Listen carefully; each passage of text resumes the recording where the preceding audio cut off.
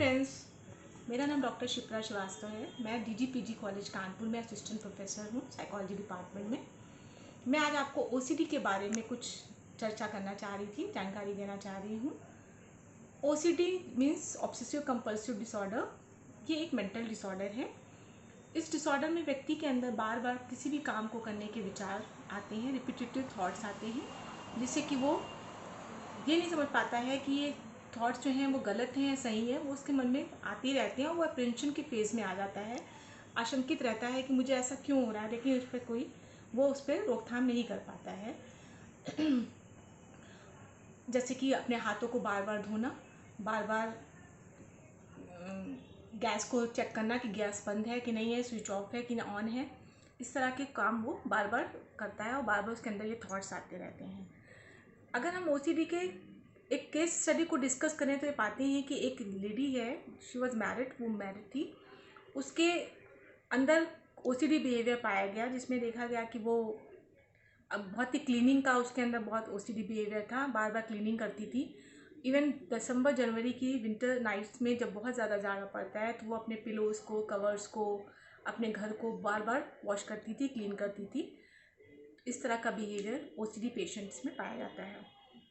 अगर हम इसके सिम्टम्स की बात करते हैं तो देखते हैं कि ओसीडी बिहेवियर जिस व्यक्ति में होता है वो बहुत ही रिजिड होते हैं और बहुत ही सिस्टमेटिक भी पाए जाते हैं।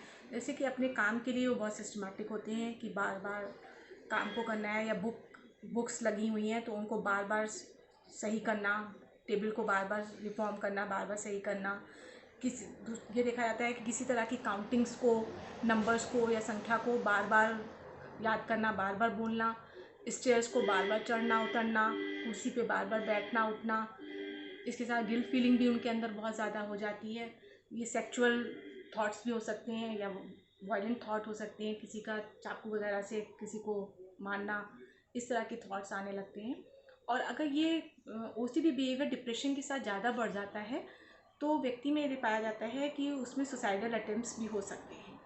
इस तरह के बिहेवियर ओसीडी पेशेंट में पाए जाते हैं। इसी के साथ साथ हम ये पाते हैं कि ओसीडी, जिन लोगों में ओसीडी बिहेवियर होता है उनको कुछ बिहेवियर जैसे कि बार बार दरवाज़ा बंद करना, बार बार गैस को ऑफ करना ऑन करना, बार बार डोर पे देखना कि लॉक लगा है कि नहीं लगा है, इस तरह के बिहेवियर बहुत ज़्यादा देखने को मिलते हैं। अगर हम इनके कॉजेज़ की बात करें तो ये पाते हैं कि ओसीडी का बिहेवियर जो होता है वो बायोलॉजिकल कॉजेज़ से होता है। जो पेशेंट के ब्रेन में न्यूरोट्रांसमीटर्स में कमी पाई जाती है, जैसे सेरोटोनिन एक हार्मोन होता है, एक न्यूरोट्रांसमीटर होता है। अगर ये ब्रेन में कम मात्रा में बनता है तो ओसीडी के सिम्टम्स जो होते हैं वो बढ़ जाते हैं।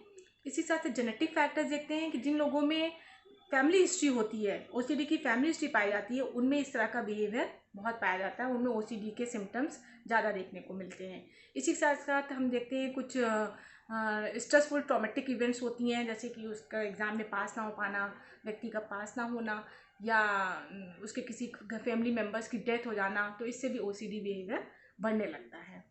अगर हम इनके ट्रीटमेंट की बात करें तो ये पाते हैं कि ओसीडी का ट्रीटमेंट मेडिसिन से बहुत पॉसिबल है। इसके लिए एंटी डिप्रेशन मेडिसिन साइकेट्रिस्ट के पास जाना पड़ता है, जो एंटी डिप्रेशन मेडिसिन की प्रिस्क्राइब करते हैं, प्रिस्क्रिप्शन में लिखते हैं। हाँ, इनका इलाज काफ़ी लंबा होता है, लेकिन पेशेंट के ठीक होने की पूरी पॉसिबिलिटी रहती है। इसी के साथ साथ counselling, that is a good method. Counselling के थ्रू भी हम ओसीडी के पेशेंट की काउंसलिंग करके उनको अच्छे से ठीक कर सकते हैं, उनको वेल कर सकते हैं। और सीबीटी, कॉग्निटिव बिहेवियर थेरेपी, जिसमें हम दो चीज़ें पाते हैं, एक एक्सपोजर और एक रेस्पॉन्स प्रिवेंशन, जिसमें देखते हैं कि आदमी को उन परिस्थितियों से सामना कराया जाता है जो उसके हेल्दी होने के लिए प्रोमिनेंट रहती हैं और उसकी हेल्थ को ठीक कर सकती हैं, उसको एक अच्छी क्वालिटी ऑफ लाइफ स्पेंड करने के लिए ठीक किया जा सकता है। Cognitive behaviour therapy is the best method just, और साइकेट्रिस्ट पास जाना इसके लिए बहुत ज़रूरी है। Thank you.